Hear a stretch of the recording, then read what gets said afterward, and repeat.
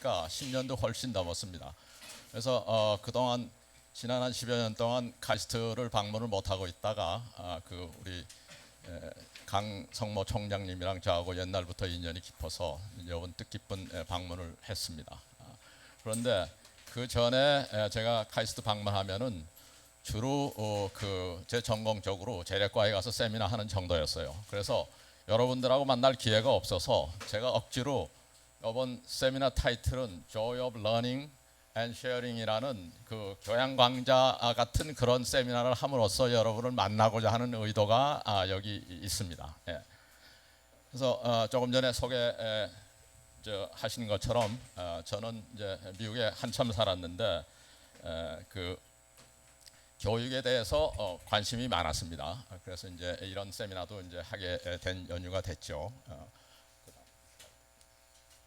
우선 제 세미나를 하기 전에 여러분한테 축하의 말씀을 드립니다. 잘 아시겠지만 금년 6월에 그 미국의 그 캘리포니아 쪽에 그 달파가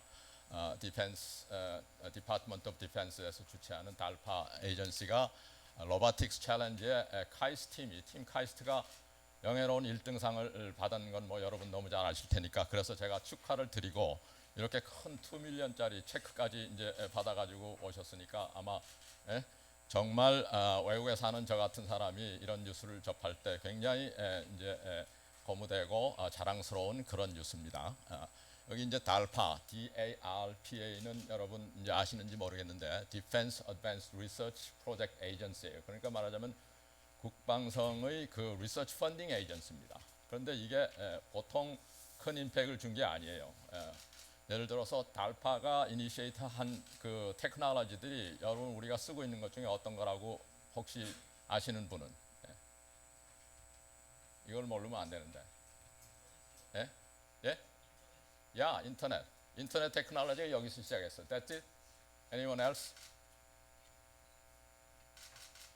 GPS, 맵 뭐 하는 거 전부 여기서 시작했어요. 그러니까 얼마나 임팩이 큰 리서치나 테크놀로지를 개발한 에이전시인지 알 수 있죠.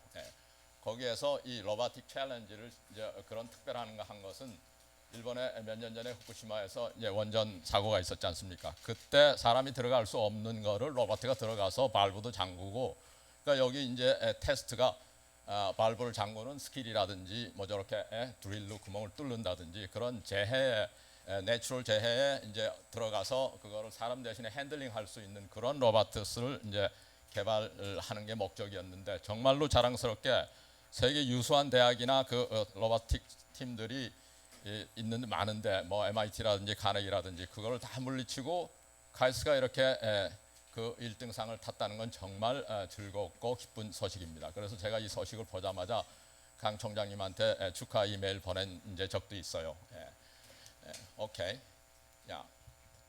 그 다음에 이제 제 이야기를 시작하면은 이 석 장의 사진으로 제가 지난 한 50년의 미국 생활을 이제 요약하고 싶습니다. 이 첫 번째 사진은 제가 대학 시절 아마 1학년이나 2학년 때인 것 같아요. 그 신공동에 있는 서울공대 캠퍼스에서 저렇게 앉아서 이제 뭘 배우고 있던 공부를 하고 있는 사진이 이제 50년 전 사진입니다. 그러니까 그 다음에 두 번째 사진은 이제 미국에서 대학원 공부를 하고 결혼을 해서 두 딸을 얻었는데 그 두 딸이 이제 큰 딸이 한 5살, 작은 딸이 한 살쯤 됐을 때 아마 정월 초하룻 날 색동저고리를 입고 이제 세배 받는 그런 이제 사진이었어요. 그러니까 한 35년 전 사진이에요.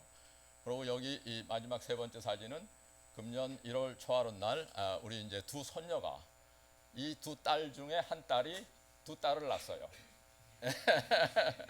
그 어느 딸이 낳는가 하면 저 작은 딸이 이 두 손녀를 낳아서 손녀가 이제 5살, 이 큰 애가 올리비아고 작은 딸이 이 샬롯. 요새 유명한 저 파퓰러한 이름, 미국서 파퓰러한 미국뿐만 아니라 영국서도 파퓰러한 이름이 샬롯이에요. 샬롯의 애칭을 아시는 분, 샬롯의 애칭, 약칭으로 부르는 롯데가 샬롯의 약칭입니다. 뒤에 걸 잘라서. 그래서 그러니까 클린턴의 손녀도 샬롯이고 그 영국의 그 왕실에 난 요새 그 여자 그 공주겠죠. 그래도 샬롯이에요. 그래서 우리 딸이 제일 먼저 시작을 한 것 같아요.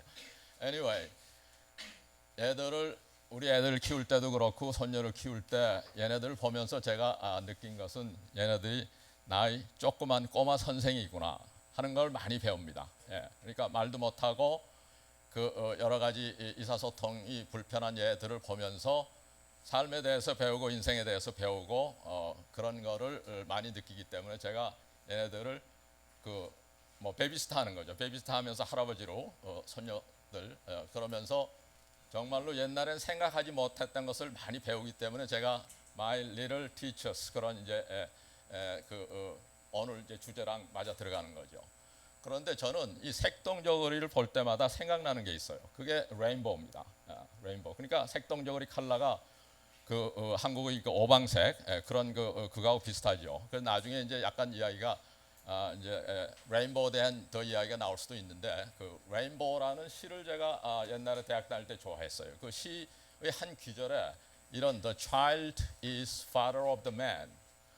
그러니까 어린애는 어른의 아버지다. 이해가 힘든 구절이 한 구절이 있어서 이건 굉장히 짧고 심플한 시인데.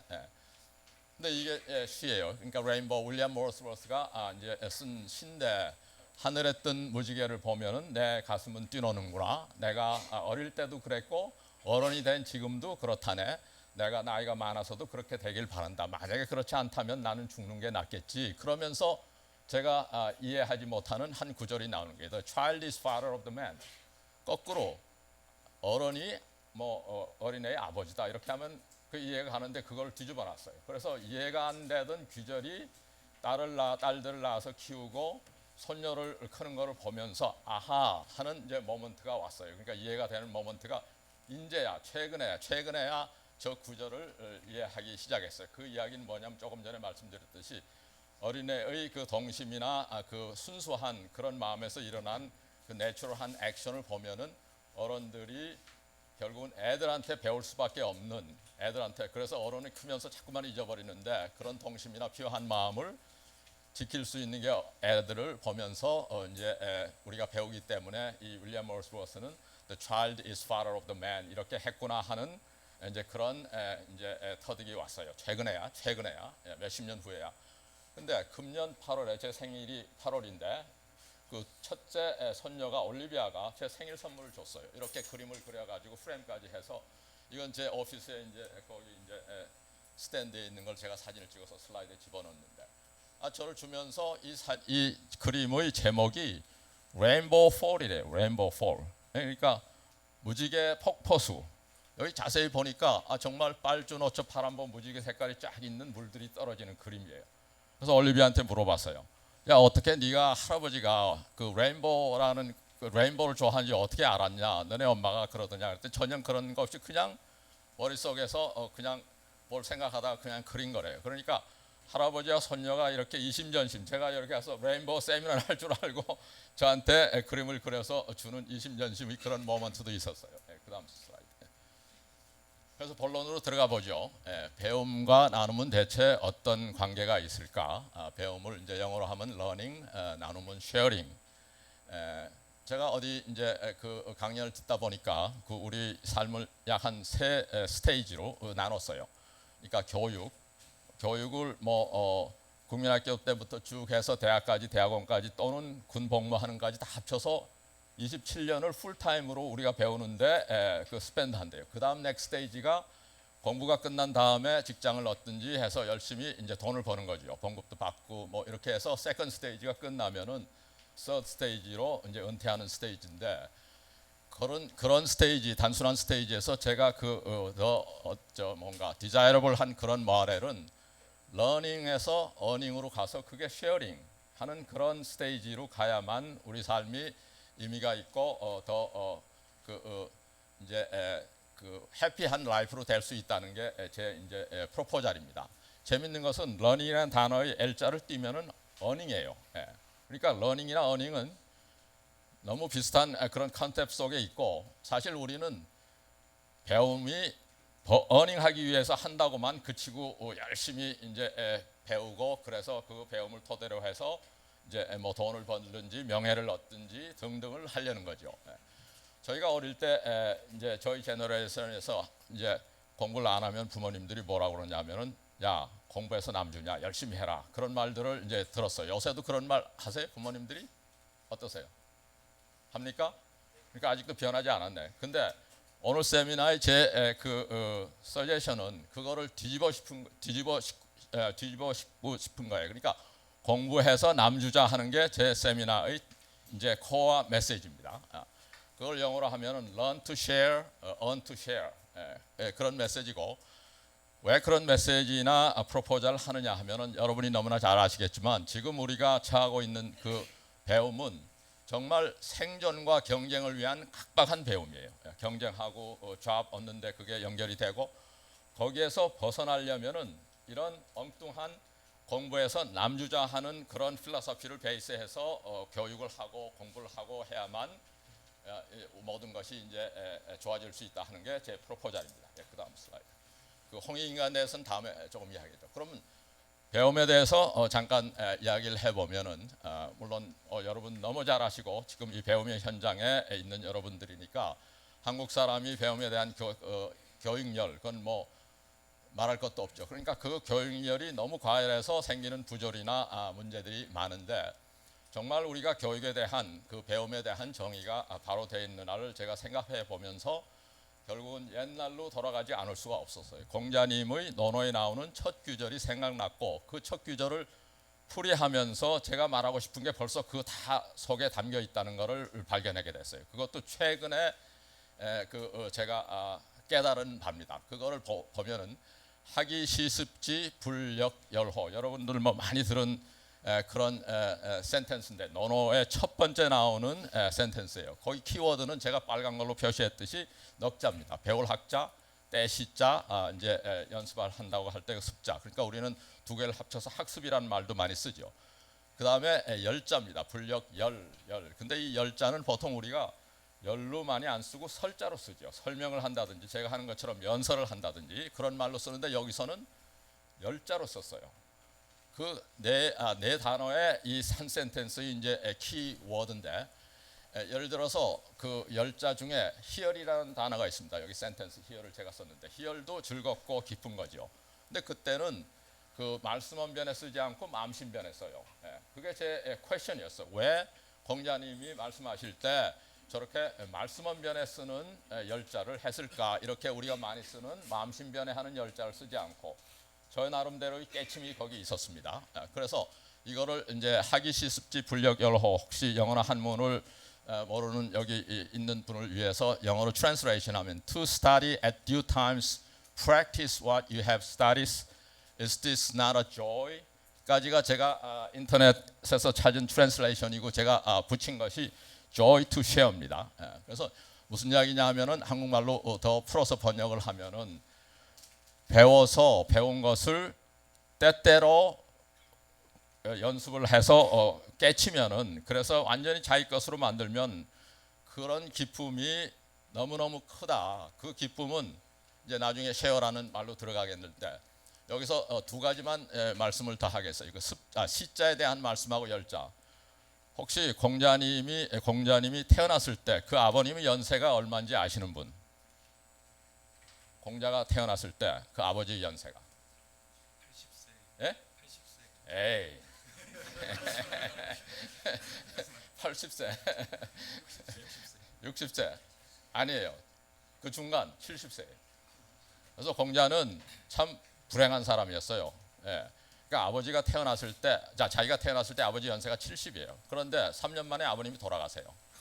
아버님이 돌아가자마자 공자는 어머니랑 공자랑 자기 집에서 쫓겨나요. 왜냐? 공자 어머님은 정실 부인이 아니에요. 공자는 말하자면 사생아예요. 우리말로 하면은 등록도 되지 않은 레지스트레이션 되지 않은 아들이에요. 그러니까 그래서 자기 외갓집으로 그 모녀가 가면서 생각해보세요. 2500년 전에 그 어머니는 그때 스물이 되지 않았어요. 그 공자의 어머니는. 그런데 그 싱글 마더가 이제 갓난아이를 키운다는 것은 요새도 힘든데 얼마나 힘들었겠어요. 그러니까 그 어린 시절부터 공자는 공부할 시간이 없었어요. 그럴 때 쓴 시자입니다. 공부할 시간이 많은 그런 상태에서 뭐 배운 거를 뭐 습득하고 뭐 하는 게 아니에요. 요새 말로 하면 아르바이트 하느라고 정신이 없어요. 그 사이사이에 나는 그 시간들을 쪼개서 시습을 한 거예요. 그래서 그 시간의 이게 정말 각박한 그런 시간 속에서 이분이 이런 학위 시습이라는 말을 할 수 있었구나. 그래서 깨친 그 도나 그 터득함이 얼마나 좋았냐면은 열자를 쓰지 않을 수밖에 없었어요. 이 희자 여기에 있는 열자를 쓸 수가 없어요. 마음심에 있는 것은 자기가 좋은 거를 마음에 간직하고 있는 게 열자예요. 희열할 때 하는 열자. 근데 저기 쓰는 거는 제 나름대로 깨달음이 뭐냐면 말씀 언변에 쓴 열자는 그 깨달음이 너무 커서 자기 마음속에 그냥 가지고 있을 수가 없어요. 바깥에 나가서 말을 해야 돼. 제자들한테 말해야 되고 친구들한테 말해야 되고 하기 때문에 말씀 언변이 들어갔구나라는 것을 제가 깨달았어요. 그러면서 트랜슬레이션이 joy to, 그러니까 말을 한다는 건 뭡니까? 쉐어한다는 겁니다. 결국 친구들과 나누고 제자들과 나눈다는 이야기예요. 그래서 joy to share라는 추가 번역이 들어갔고, 이 한 센텐스 속에 제가 오늘 여러분들한테 말씀드릴 그 모든 배움에 대한 거, 쉐어에 대한 것이 다 들어있어요. 그러니까 joy도 들어있고 즐거움이라는 joy도 들어있고, 그 다음에 배운다는 거, 나눈다는 것까지 다 들어있는 센텐스이기 때문에 아하 하는 모먼트가 학위 시습지 불력 여러, 제가 옛날 어릴 때 듣던 그 센텐스를 다시 반추하면서 새로운 제 나름대로의 깨침이 있었습니다. 2500년 전 공자를 지금 와서 또 이 꼬리타분하게 왜 꺼내느냐 하실 분이 있을지 모르지만 제일 밑에 있는 센텐스를 보세요. Why China is turning back to Confucius. Confucius 공자지요. 이게 신문 기사 타이틀입니다. 그러니까 약 2주 전에 월스트리트저널에 난 기사예요. 이 기사를 보고는 제가 깜짝 놀랐어요. 왜 공자가 다시 나왔느냐. 근데 그 타이밍이 어떤 타이밍이었냐면 시진핑이 미국 대통령을 만나고 유엔 총회에 참석하기 위해서 시애틀에 왔을 그때 월스트리트저널에서 이 아티클이 나온 거예요. 무슨 내용이 뭐냐 하면은 지금까지 중국 공산당이 약 한 70년, 75년 동안 공자를 그냥 공자가 죽어야 나라가 산다 하는 팔리시를 프랙티스 해왔어요. 문화혁명 같은 걸 통해서 공자의 사상 철학을 다 이제 무너뜨리고 그랬는데, 시진핑이 이제 대통령이 되면서 2년 전에 차이나 드림을 이제 취임식에서 스피치하면서부터 지금 현황이 어떤가? 중국의 공무원들을 공자 교육으로 재무장시키고, 그 다음에는 국민학교부터 대학까지 교과 과정에 공자 교육을 다시 넣었다는 게 그 월스트리트 저널의 내용이에요. 그리고 전 세계 미국 통해서 공자 아카데미나 인스티튜트를 만들어서 전 세계인한테 공자 사상을, 그래서 지금 중국이 이 월스트리트 저널에 의하면 공자, 노자, 한비자 세 사람을 특별히 주시해 가지고 이 양반들의 자기네 트래디셔널한 차이니즈 필로소피나 그거를 이제 국민들이나 교육 과정에 넣겠다는 거예요. 그러니까 2500년 전에 고리타분한 그런 이야기가 아닙니다. 현재의 이야기입니다. 공자 이야기는. 그래서 여러분한테 이제 말씀드리는 학위 시습지의 이 배움에 대한 제 나름대로 그것이 이 월스트리트 저널로 서포트가 됐어요. 중국에서도 공자에 대한 이야기가 이제 다시 부활되는구나. 그다음 그대로. 그러니까 차이나에 대한 이야기를 조금 더 하죠. 그리고 China and Education.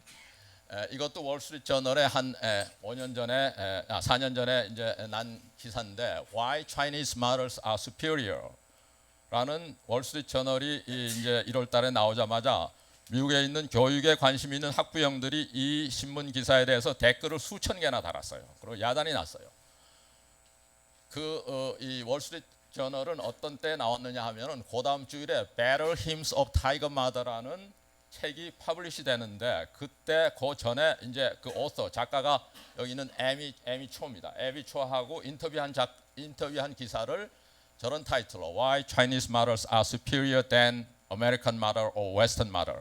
그런 이제 월스트리트 저널이 독자의 이제 흥미를 유발시키기 위해서 약간 트위스트했는데, 이 오리지널한 저자 에미 초아는 원래 그런 뜻이 아니고 이 두 딸을, 저 왼쪽에 있는 게 그 당시에 4년 전에 하버드 1학년생이었습니다. 그때 이제 둘째 딸은 이제 고등학생이었는데, 이 둘째 딸을 아주 스트릭트한 아주 엄격한 정례의 차이니식 교육을 하면서 느끼고 부닥치고 애들하고 싸우고 한 그런 경험을 저 책에 썼는데, 그것을 월스트리트 저널에서 이제 저렇게 함으로써 이게 이제 한 1, 2년 동안 미국에서 학부형들하고 교육계에서 아주 핫한 디베이트가 됐어요. 근데 이제 이분은 계속 이제 미디어를 통해서 나는 그게 오리지널 차이니즈 마더의 그 교육이 뭐 우월하다는 걸 주장하려는 게 아니었다.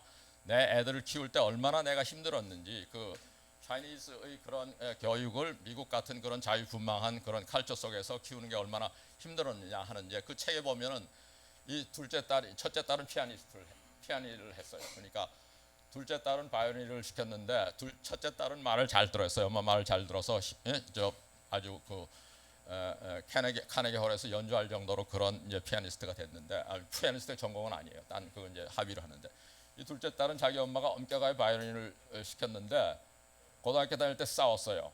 싸워가지고 바이올린을 집어치우고 이제 테니스로 갔어요. 그러니까 그 정도로 그 자기 애들 키우는데 문제가 있었다는 걸 쓴 건데 저도 이 작가를 저희 부부도 이제 그 다음에 2011년에 만나는 기회가 있었습니다. 그 다음 넘어가죠. 시간이 30분 남았어요? 네. 오케이. 자, 그러면 어떻게 배울 수 있을까? 배움의 조건이 뭔가 하는 것에 대한 이제 제 나름대로의 생각인데 배우려면은 필요, 과제, 관심, 호기심, 질문, 빨간 퀘스천 마크가 크게 들어 있습니다. 그 다음에 생각, 의지, 노력. 즉 배우기 위해서는 여러 가지 동기가 있어야 되지만 그러고 호기심이 있어야 되지만 그것을 어떤 질문으로 하느냐, 그 질문이 얼마나 깊으냐, 그거에 의해서 배움의 크기가 이제 달라진다고 생각합니다. 그 예를 들면은 우리가 잘 아는 토마스 에디슨 같은 분이 어렸을 때 아주 큐리어스한 아주 호기심 많은 소년이었는데 그 호기심이 너무 많아서 계속 담임 선생님한테 질문하다 보니까 클래스에서 석 달 만에 쫓겨나는 거죠. 너무 잘 아는 스토리죠. 그럴 때 토마스 에디슨이 한 질문이 이제 제가 찾아보니까 바람은 어디서 오는 거지? 그 다음에 하늘에 있는 별은 얼마나 높이 떠 있는 거지? 이런 질문을 저 국민학교 선생님한테 계속 했더니 얘는 문제하다라고 이제 불러서 그 어머님이 결국 전직 교사인 어머님이 에디슨을 교육시켜서 아마 그게 제가 보면은 홈스쿨에 요새 미국에서 아주 파퓰러한 게 홈스쿨에 아마 시초가 됐을지도 모르겠어요. 그거하고 비슷하게 저도 이렇게 나이가 들었지만 질문이 많습니다. 여기 빨간 퀘스천 마크가 5개나 있는데 저의 질문이 몇 개를 여러분들하고 같이 나눠보고자 합니다. 다음. 첫 번째 질문이 제가 거의 라이프타임 갖고 있던 질문이었는데 우리는 왜 서로 다른 배우자들을 만나는가? Why we marry with spouse of different trait? 인터레스팅한 질문이죠. 어떻게 생각하세요? 여기 관심 있는 분들도 많죠. 그러니까 꼭 우리 젊은 제너레이션만 아니고 제가 시작하기 전에 잊어버렸는데 여기 학부 학생이 얼마나 되는지 한번 손 들어보세요. 학부 학생들. 예, 오케이. 그러니까 결혼 안 하신 분들, 그렇죠? 그 다음에 나머지는 대학원생 분들이죠. 예, 그러니까 대학원생이 더 많네요. Anyway, 여기 보시는 사진은 흑인 남편과 백인 부인의 이제 아주 행복한 패밀리 사진인데 우리 둘째 딸의 베스트 프렌드입니다. 이 커플은 이제 샌프란시스코 저희 다리가 있듯이 저 샌프란시스코 사는데 이 이름도 조이예요. 이 아가씨 이름은 조이 피콕인데 조이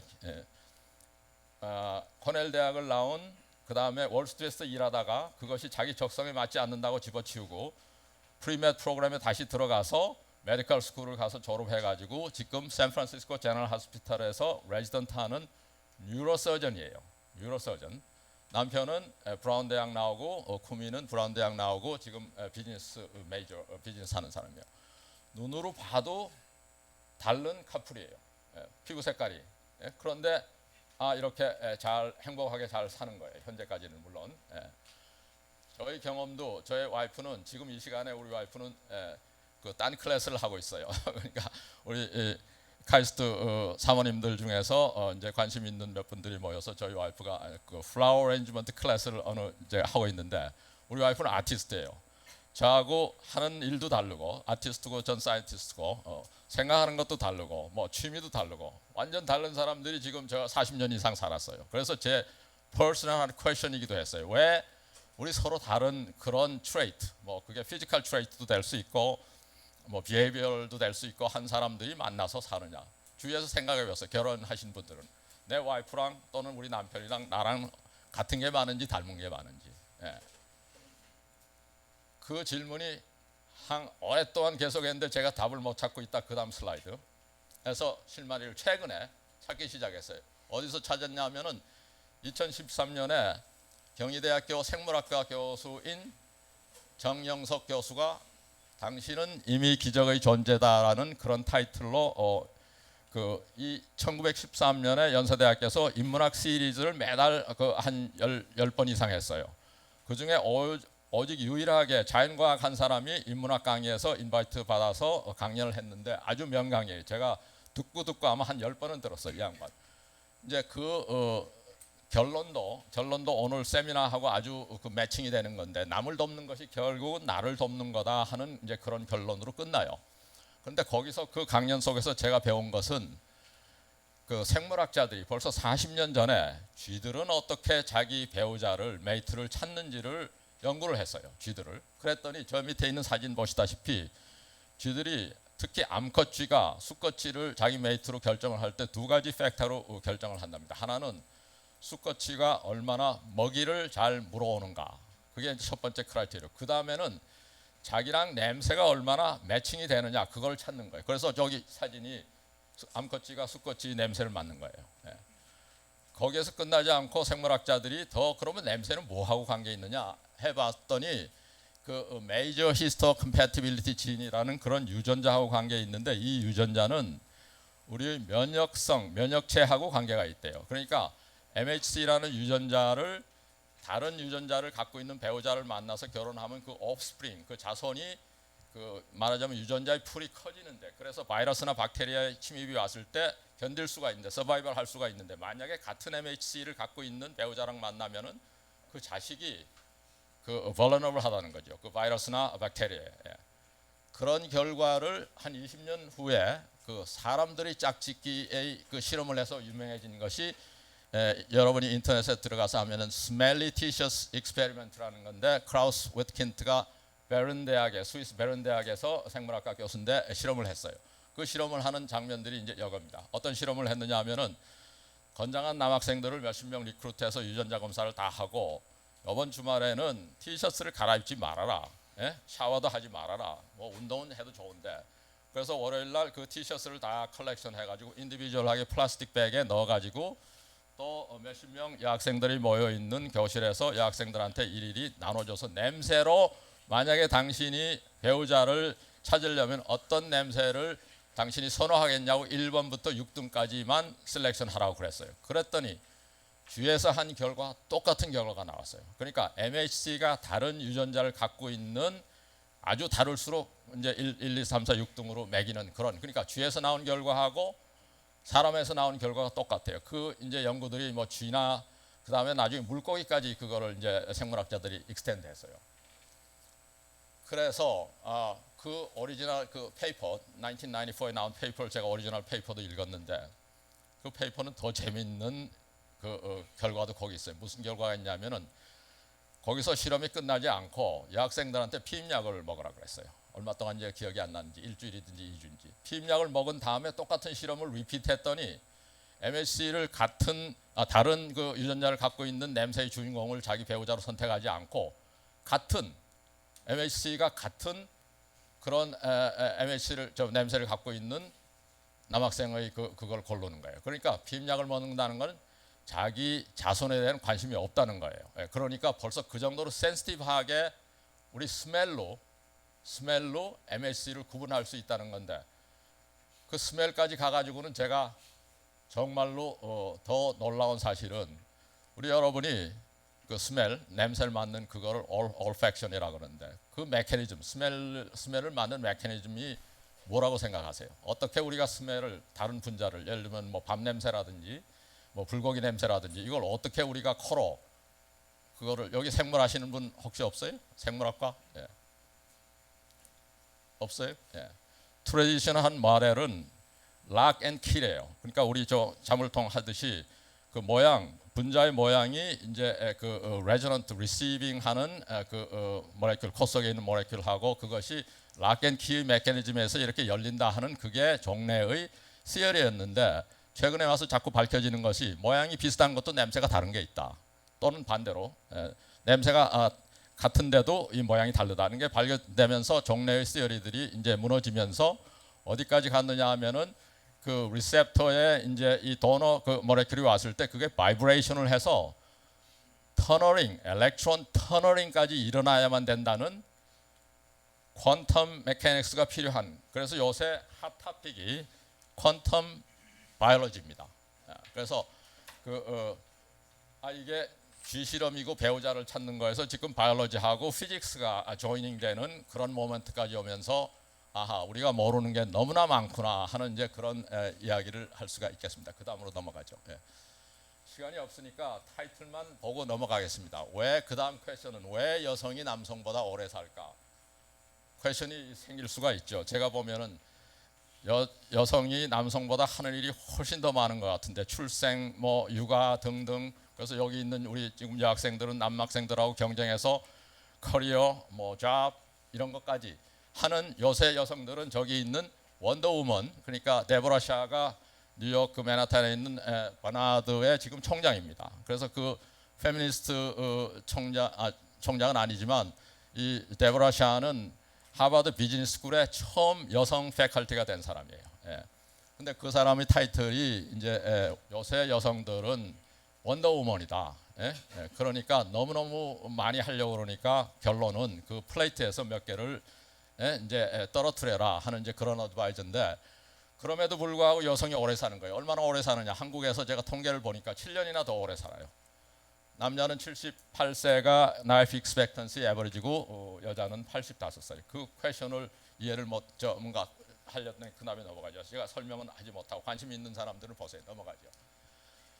그 다음 질문은 한국은 어떻게 세계 제1의 IT 강국이 되었나? 뭐 여기 계신 분은 테크놀로지 사이언스에 관계되니까 너무너무나 퍼밀리어한 질문이라고 생각이 하는데, 그래서 제 나름대로 이제 데이터들을 찾아보면은 인터넷 사용 숫자라든지 스마트폰이라든지 뭐 반도체라든지 등등 한국이 정말 잘하고 있어요. 1등 아니면 2등의 그런 통계를 갖고 있는데, 그래서 한국이 IT의 강국이 됐다라는 게 이제 그 우리가 흔히 말하는 설명이에요. 그런데 저는 거기서 만족할 수가 없었어요.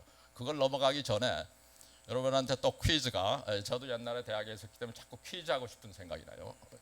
GDP라는 게 Gross Domestic Product, 그 나라의 경제력을 가늠하는 지표인데 한국이 금년에 대체 몇 등, 랭킹 몇 등인지 아시는 분? GDP, 11등 끝. 작년에는 몇 등이었어요? 작년에 몇 등이었던지 아는 사람? 작년엔 12등이었어요. 근데 왜 12등이 11등으로 됐을까? 뭘 잘했는데 한국이? 누가 그러면은 11등에서 자리를 내주고 우리가 11등으로 올라갔는지, 그것도 게싱 하실 분, 여기 경제 쪽 하시는 분은 없네. 그런데도 브라질은 아직 우리보다 위에 있습니다. 브라질, 인도는 다 위에 있는데 우리보다 작년에는 10등이었는데 지금 15등 된 나라가 있어요.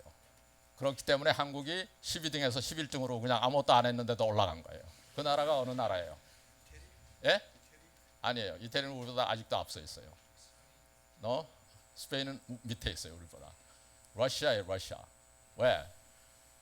원유 값이 그냥 80 몇 불 하다가 지금 40 몇 불로 떨어진 거예요. 그러니까 그 자기네나 큰 레비뉴가 그냥 반동강이나 난. 그러니까 러시아는 작년만 해도 2.3 트릴리언 달러가 GDP 토탈인데 지금 1.2가 돼버렸어 거의. 그런 변화가 있습니다. 그래서 작년 CNN에 그 어떤 한국에 대한 특집이 있었는데 그 한국이 가장 잘하는 10가지를 골랐어요. CNN에서. 그래서 그러면서 이제 인터넷 스마트 문화가 한국이 상하다. 그러면서 만약에 그 당신 그 미래를 보고 싶으면 한국행 비행기를 타라 할 정도로 그런 아주 스트롱한 인터레스팅한 타이틀로 이제 CNN 특집이었는데 그 넘어가죠. 그 10가지가 뭔가 제가 이제 모아봤어요. 첫째가 IT예요. 그러니까 와이어드 컬처. 이제 그 처음에 이제 거기에 상당하는 이제 사진들을 모았는데, 그 다음에 이제 플라스틱 카드, 크레딧 카드를 세계에서 제일 많이 쓴대요, 한국이. 그다음에 세 번째는 워커홀릭, 세계에서 주당 일하는 숫자가 아직도 제일 1등이래요. 워커홀릭. 그다음에는 네 번째가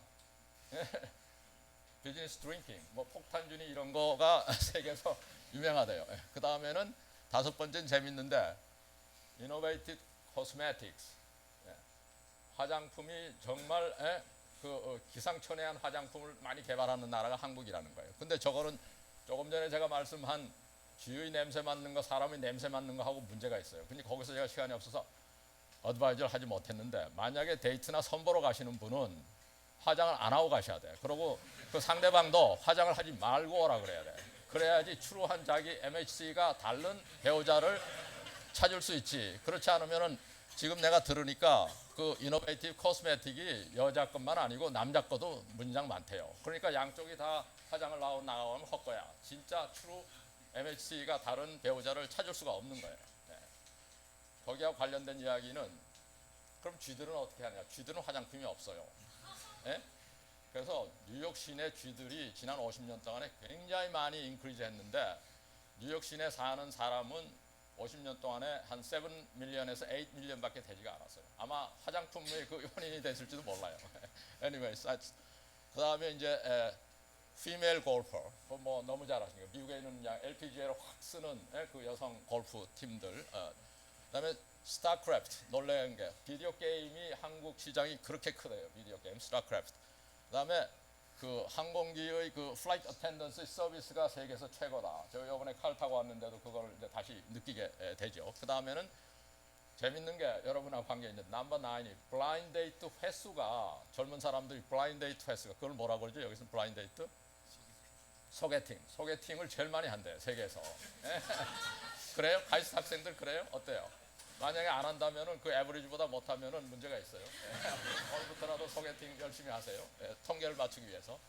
그다음에 플라스틱 서저리도 세계에서 제일 하는 나라. 뭐 다 하는데, 이걸 제가 사진을 다 골라놓고 보니까 이게 놀라운 거야.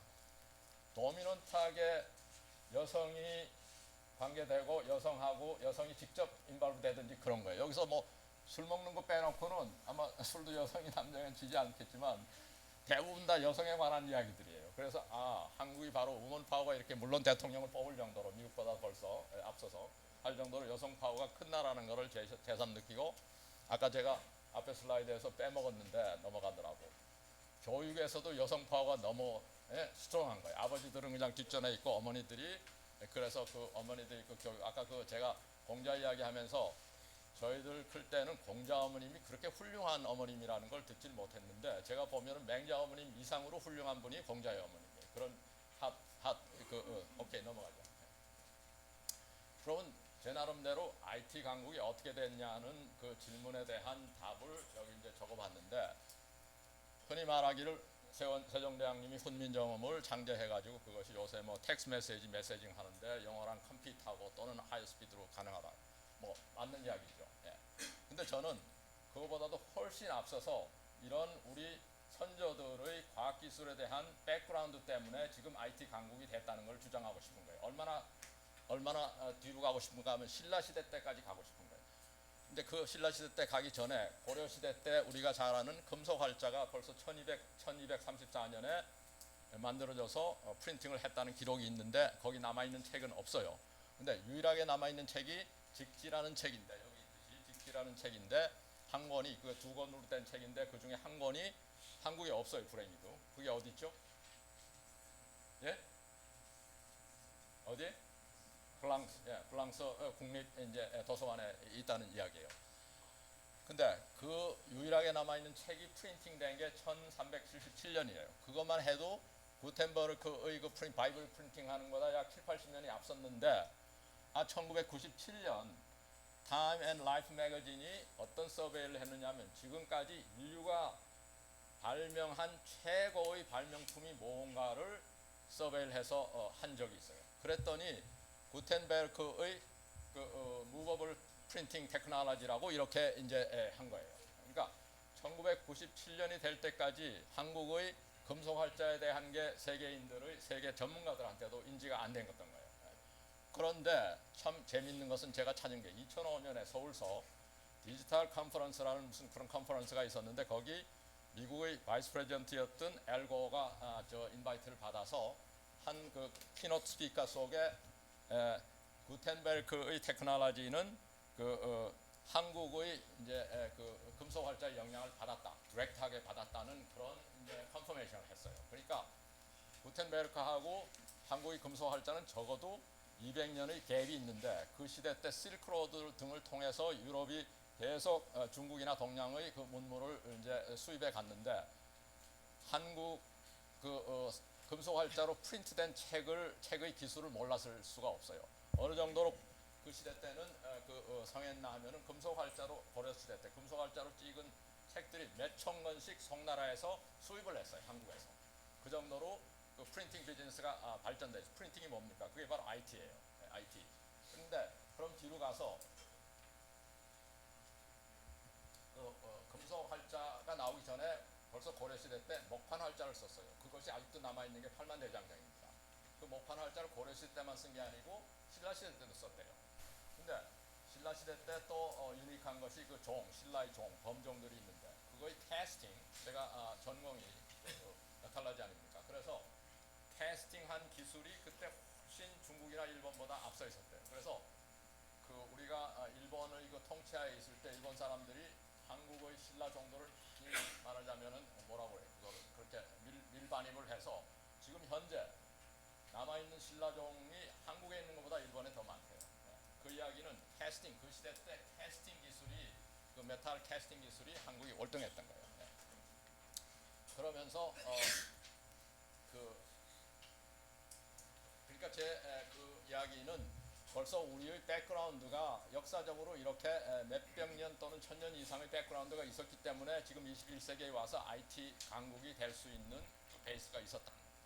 그거를 증명하는 것이 이 센텐스인데, 제가 작년에 세종 리더십 연구소 박현모 소장의 이제 강연을 들었더니 이 강연 속에서 세종 시대 때 1918년부터 세종이 32년 동안 제위에 있었는데 그 동안에 세계에 있는 과학 기술을 비교를 했어요. 일본 사람들이, 일본 과학자들이. 그래서 일본 무슨 과학 무슨 사전에 나온 데이터를 이 양반이 이야기하는데 코드가 C4J0K21O19이에요. 그러니까 C4는 차이나가 그 당시에 노벨상이 없었지만 만약에 노벨상을 있다고 가정하면 노벨상 캔디데이트가 된 아이템이 몇 개냐 했더니 차이나에서 나온 게 4개래요. 그 다음에 일본서는 불행히도 하나도 없었어요. 그 32년 동안에. 한국에서는 세종대왕 때 뭐 한글, 주국이 뭐 등등 해가지고 21건이 잡힌 거예요. 이건 우리 학자들이 한 게 아니고 일본 학자들이 그렇게 태블레이션 한 거예요. 그 나머지 O19는 나머지 나라들 유럽인이 뭐 등등 해서 다 한 것이 사우디 등등 해서 한 것이 19개. 그러니까 한국은 벌써 세종대왕 때 과학기술이 세계적인 수준이었다는 걸 이걸 증명한다고 이 양반이 이제 한 강의를 들었어요. 그 다음에 있는 질문만 보고 넘어갔어요. 이건 사실 제 질문이 아니에요. 이 손성태 교수가 몇 년 전부터 이런 질문들을 하기 시작했어요. 아메리카 인디아는 우리 민족인가? 멕시코 아즈텍 잉카인은 한국말을 쓴다. 아메리카로 떠난 바레인. 이런 이야기들 들어본 적이 있습니까? 그러니까 여기에 슬라이드에 있는 것이 이 양반은 멕시코 시티 대학에서 스페니쉬어로 PhD 한 사람이에요. 그리고 한국 돌아와서 아마 배재대학의 스페니쉬어과에 계신 것 같은데 자기가 PhD 논문을 하면서 보니까 스페니쉬를 쓰여 있는 글들이 멕시코 학자들이나 스페니쉬 학자들이 이해하지 못하는 단어나 센텐스가 자기 귀 속에는 금방 들어와요. 예를 들면은 저기 있는 것처럼 탑에 다 그리니 다 맞추니로 돼 있어요. 다 맞추니. 다 그리니도 있는데 그 다음에 다 그리니. 그러니까 다 그리니 딱 하니까 그게 화가래요. 화가. 다 맞추니는 점쟁이래요. 내 집. 그런 example들을 찾아내면서 그 아즈텍 스페니쉬한테 컨커되기 전에 마지막 롤링 클래스에 있던 그 사람들은 한국 사람들하고 관계가 있다는 걸 이제 주장하는 거예요. 그래서 나중에 이 사람 링퀴스틱 하는 사람이 들어가서 여러 가지 칼초나 그거를 보면은 그 그림들이 남아 있으니까 한국 옛날의 그 상투라든지 이런 한복 입었던 증거도 있다는 그런 이야기입니다. 또 한국 사람들은 왜 흰옷 입기를 좋아하나? 백이민족. 그래서 우리가 백이민족이라고 그러는데 그게 이제 저희 질문이었어요. 그 질문도 최근에 와서 풀리기 시작한 것이 김정민 박사가 카자흐스탄 앤드 몽골리아에서 PhD 하고 있는 이 사람도 젊은 사람이에요. 한 50대, 40대 말에서 50대 되는 사람이 부터 이제 한국에 와서 강연하고 하는데 거기에 보면은 왜 한국 사람하고 흰옷하고가 관계가 있는지를 아주 자세히 설명을 했어요. 그 다음에 넘어가죠. 또 하나는 한국 사람들은 왜 그렇게 종교 생활에 열심인가? 뭐 교회가 너무 많고 세계적인 교회가 얼마나 많아요. 서울에 뭐 절에는 얼마나 열심히 갔어요. 그리고 아직도 무속인들, 무당, 여기 아까 말한 것이 무당이 입는 옷이 색동저고리예요. 색동저고리 유래가 여기서 온 거래요. 예, 레인보우인데 그러면 레인보우 색동저고리가 뭔가? 뭐 성경에도 있지만 레인보우는 하늘하고 땅하고 연결하는 신의 메시지를 보내는 그런 그 매개체였대요. 그래서 한국이 이렇게 종교적으로 종교 신앙심이 많은 건 이 양반 이야기에 의하면은 옛날에 우리가 옛날이라는 게 거의 1000년 가까이에 유목민 시절에 유라시아를 돌아다닐 때 한국 민족은 4가지 클래스 중에 스키타이 컬처의 4가지 중에 세컨 컬처였는데 그 컬처가 샤만 클래스, 요새 말하면 승려, 성직자 그런 클래스였대요. 그러면서 흰옷을 입었대. 그래서 아직도 몽고 사람들이 한국 사람을 부르는 여러 가지 말 중에 흰옷을 입는 사람들 이렇게 부르는 게 있대. 그리고 무지개의 사람들 그런 말도 있대. 넘어가죠. 시간이 없으니까. 그러니까 제가 몇 분이 남은 거죠? 10분?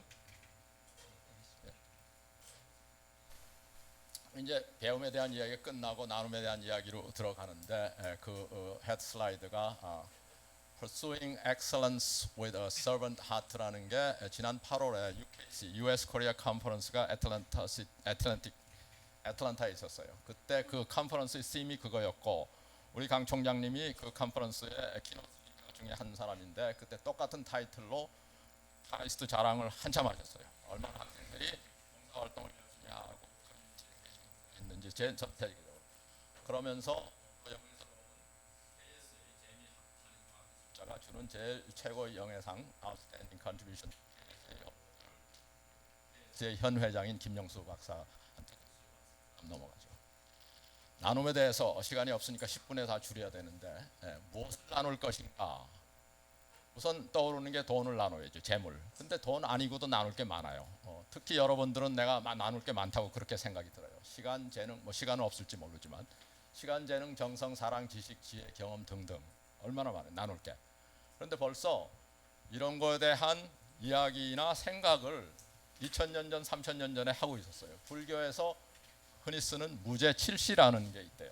무제칠시에 대해서 아시는 분, 무제칠시. example을 들 수 있는. 그러니까 어떤 날 한 젊은이가 석가모니를 찾아왔어요. 찾아와서 선생님 나는 왜 하는 일마다 되는 게 없습니까? 그랬더니 석가모니께서 자네는 베풀지를 않았구나. 많이 베풀면서 살지 않았구나. 그랬더니 나는 백수입니다. 베풀 게 없습니다. 돈도 없고 잡도 없습니다. 그랬더니 그때 하시는 석가모니가 하시는 말이 돈 아니고도 베풀 수 있는 게 이렇게 7가지나 된다. 그 7가지 중에 한두 개를 맞힐 수 있는 사람들은 맞힐 수 없으면은 화한시, 심시, 신시, 좌시, 찰시, 뭐 등등 7개가 있어요. 저 불교 신자신 것 같다. 오케이. 그 다음에 찾아보세요. 무제칠시. 무엇을 위해 봉사할 건가, 어떻게 나눌 것인가, 그게 이제 서브젝트인데 넘어가시죠. 제가 8월에 한 달쯤 전에 그 뉴저지에 있는 한인 상공 경제인 연합회에서 한 이제 세미나의 타이틀입니다. Five Principles for Successful Life. 그게 아주 어마어마한 타이틀인데 그것이 이제 Five Principle이 저게 Contact, Reality, Concentration, Repetition. 라스트가 Principle of Purpose. 그 Principle CRP라고 하는데 이 이야기를 하다 보면 1시간 이상 필요하니까 넘어가면서 제가 원하는 거는 제 라스트 프린시플, 고상한 목적에 대한 겁니다. 그 다음 넘어가죠. 그러니까 Principle of Noble Purpose. 아까 제가 초기에 말씀드렸듯이 남을 돕기 위해서 공부하라 또는 배우라 하는 것이 그 Noble Purpose라고 저는 생각이 합니다. 그래서 Learn to Share, Earn to Share. 그것이 그 Philanthropy, Love to Mankind. 그리고 제가 이제 이 세미나를 준비하면서 여러 가지 찾아보고 생각해보고 하는데 미국이 200년밖에 안 된 나라인데 필랜스로피가 그렇게 성한데 한국은 5000년 또는 그보다 훨씬 더 오래된 나라인데 대체 우리 조상들은 그런 필랜스로피한 컨셉트나 그런 프랙티가 찾아낸 것이 홍익인간입니다. 아차, 이게 바로 필랜스로피한 그런 액티비티니까 홍익인간 여러분 잘 아시죠? 단군 조선의 건국 이념이기도 하고 대한민국이 이제 건국됐을 때 교육 이념이기도 합니다. 그 홍익인간이 다름이 아닌 필랜스로피예요. 그래서 그 미국서 이제 그 필랜스로피스의 롤 모델로 뭐 앤드류 카네기, 록펠러, 지금 살아 있는 존 오프라 윈프리 등등, 빌 게이츠 다 들어가죠. 결국 돈을 이 사람들이 많이 벌어서 억만장자 빌리언해가 돼서 그 후세 사람들이 기억을 하는데 어떻게 기억하느냐면 그 사람들이 돈이 얼마나 많이 벌었는지 어떻게 벌었는지보다는 어떻게 나눴는지가 기억된다는 게 결론입니다. 그 다음 슬라이드. 이게 이제 아주 재밌는 제가 좋아하는 책 중에 하나가 Outliers라는 책이 2008년에 멜컴 그래드웰이 쓴 책이에요. 이거 아직 보시지 않은 분은 꼭 한번 보세요. 그 한 챕터에 지금까지 살았던 사람들 중에서 돈을 제일 많이 번 사람 1등부터 75등까지. 그래서 1등이 누군가 하면 존 록펠러예요. 그 많이 벌었던 돈을 요새 그 이제 2008년 당시의 달러로 환산했더니 300 빌리언 이상 벌은 거예요. 물론 스탠다드 오일 컴퍼니 같은 그런 회사를 만들어서 쭉 내려오는데 그 다음에 앤드류 카네기, 뭐 밴더빌트, 멜론, 포드, 주랄드 등등 나오는데 대부분 사람들은 미국 사람들이고 여기 미국 사람이 아닌 사람은 여기 불란서 이제 스테픈 제랄드도 오리진은 불란서에서 왔지만 나중에 미국 귀화해서 이제 미국 사람이 된 거예요. 오직 아닌 사람은 멕시코 사람밖에 없어요. 그 75명 중에 45명이 미국 사람이에요. 그리고 또 재밌는 거는 그 많은 이제 빌리언애들 중에서 1831년에서 40년에 난 사람이 14명이나 돼요. 등등 그런 이야기 저 할 수 없는데 저는 그 테이블을 마디파이를 했어요. 어떻게 마디파이 했느냐 하면은 그 75명 중에서 필랜트로픽한 액티비티를 시그니피컨트하게 한 사람만 제가 몇 명을 뽑았어요. 그래서 이제 빨간 색깔로 돼 있는 게 필랜트로피스. 그러니까 말하자면 자선 사업이나 구호 사업을 많이 한 사람들이에요. 그러면서 아까 조금 전에 결론이 결국은 그러니까 그 리스트도 거의 뭐 그러니까 돈 많이 번 사람들이 결국은 다 사회에 환원했어요. 그러니까 우리가 돈을 벌고 싶다 하는데 그 목적은 결국은 나누는 데 있어요. 쉐어링 하는데 쉐어링 하지 않으면 아무 의미가 없어요.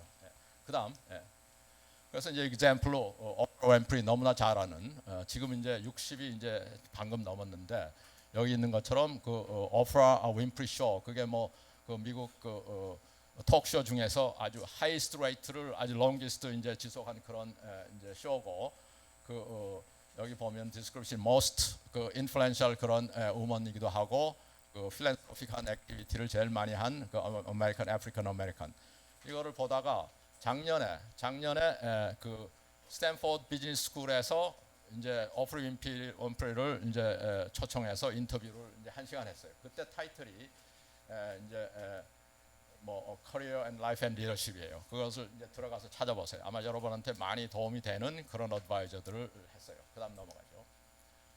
제가 좋아하는 사진이 이제 2006년에 이제 뉴욕 타임즈에 빌 게이츠하고 워런 버핏이 브릿지 게임 하는 사진을 내놓으면서 그 기사의 아티클은 31 빌리언 달러 gift between friends. 그러니까 어떤 상황이었느냐 하면은 그때 이제 워런 버핏이 총 재산이 한 67 빌리언 있었는데 그중에 거의 뭐 여기 보면 31 빌리언 반에 해당하는 것을 빌 게이츠하고 그 자기 와이프 모렌다가 파운데이 한 그 말하자면 그 파운데이션에 도네이션 하는 거예요. 그러니까 그렇게 돈을 많이 벌어서 자기 재산의 대부분을 공익 사업에 쓰는 거예요. 그러니까 아까 제가 말씀드린 그래서 워런 버핏은 존경받고 앞으로도 계속 기억될 그런 사람들이에요.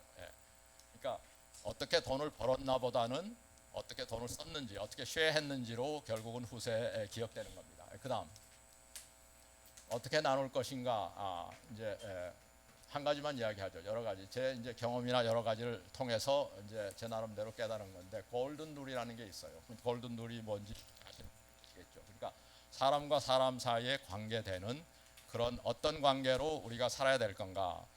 그러니까 공자님한테 어떤 물었어요. 공자님 이렇게 티칭이 너무 많은데 이거 다 따라할 수 없는데 한 가지만 내가 따라할 수 있는 그런 걸 가르쳐 주십시오. 그랬더니 공자님이 말씀하신 게 그 다음 슬라이드. 공자님이 뭐라고 그랬냐면은 자신이 원하지 않으면 다른 사람에게도 하지 말아야 한다 하는 8자로 간단하게 말했는데, 재밌는 거는 공자님 말씀 2500년 전에 하신 거나 예수님 말씀하신 거나, 공자님이 이거 저 뭡니까 그 네거티브 컨텍스트로 했으면은 예수님은 그거를 포지티브하게 긍정문으로 다 말했을 뿐이지 내용은 똑같은 거예요. 석가도 마찬가지고. 더 재밌는 거는 금년에 그 2주 전에 로마 교황이 이제 컨그레스를 비짓했어요. US 컨그레스를 이제 상원 합동을 했는데, 그때 이 양반이 골든 룰에 대해서 이야기했어요. 골든 룰, 미국 사람들이 골든 룰에 의해서 프랙티스해야 된다. 그다음 넘어가죠. 시간이 됐네. 마지막입니다. 여러분 들어본 적이 있습니까? 공자의 이력서. 공자의 이력서. 그 이 스토리는 어떻게 되느냐 하면은, 공자가 제자들을 데리고 천하를 주유하면서 고생을 할 때 어떤 나라, 아마 초나라라고 생각되는데 갔더니 거기 있는 재상이 공자 그 제자 자로한테 물었어요. 대체 당신 그 스승이 어떻게 그렇게 훌륭한 사람이냐, 어떤 사람이냐 물어봤더니 제자가 대답을 못했어요. 그날 대답을 못하고 선생한테 그 다음날 가서 이렇게 했는데 내가 선생님에 대해서 혹시 누가 될까봐 아무런 대답을 못했습니다. 그랬더니 공자가 왜 자네가 내가 이런 사람이라고 말하지 않았냐 하면서 16자로 말했어요. 그러니까 밟은 망식 낙이 망우 부지불로 장지우운이, 그걸 번역하면은 배움을 좋아하여 알고자 하는 마음이 생기면 밥 먹는 것도 있고 즐거움으로 걱정을 잊으며 늙음이 다가오는 것조차 잊을 정도다. 여기 이제 영어 번역이 있습니다.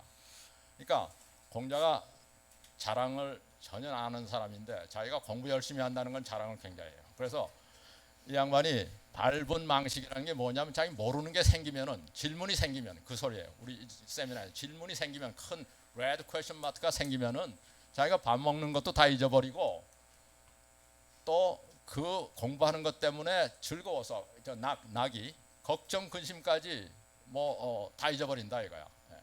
그러니까 이 그 다음 센텐스는 뭐냐면은, 그것뿐만 아니라 늙음이 부지 너지 장지우니, 늙음이 조금 다가오는 것까지도 내가 잊어버리고 산다는 거예요.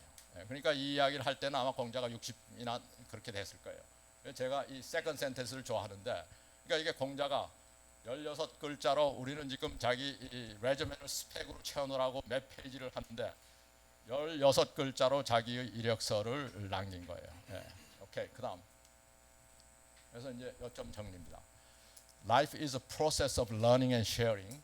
Success is a process, not a goal. 한 센텐스마다 뭐 설명을 하려면 더 지나는데, learn to share. 오늘 세미나의 이제 키 포인트는 learn to share, earn to share입니다.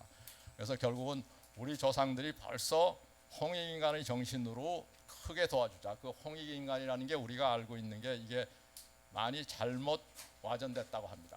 홍익인간의 바른 번역은 크게 도와주자는 게 홍익이랍니다. 이득날 이자가 아니고 홍익. 도와준다는 익자래요. 그리고 홍자는 크다는 뜻이래요. 그러니까 크게 도와주는, 인간을 크게 도와주는 정신이 홍익 정신이니까 필랜트로피 하는 거예요. 그러면서 여러분이 기억하실 거는 뭐 늙음까지는 기억하지 않으셔도 좋은데, 밟은 망식 낙이 망우. 아마 공자님이 요새 사셨으면은 이 양반 아마 잠도 안 잤을 거예요. 요새 인터넷이나 구글에서 인포메이션 얼마나 쉽게 많이 할 수 있으니까 잠잘 시간이 없는 거예요. 여기 먹는 거는 잊어버린다 그러는데 요새는 아마 불편하면서 공부하셨을 거예요. 감사합니다.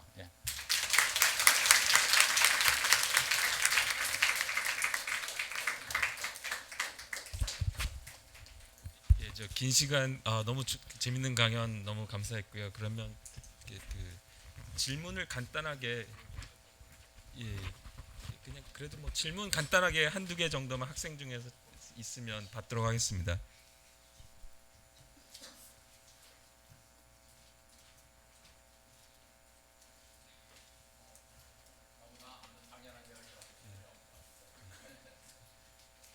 그러면 그냥 다시 한 번 더 큰 박수로 마치도록 하겠습니다. 감사합니다.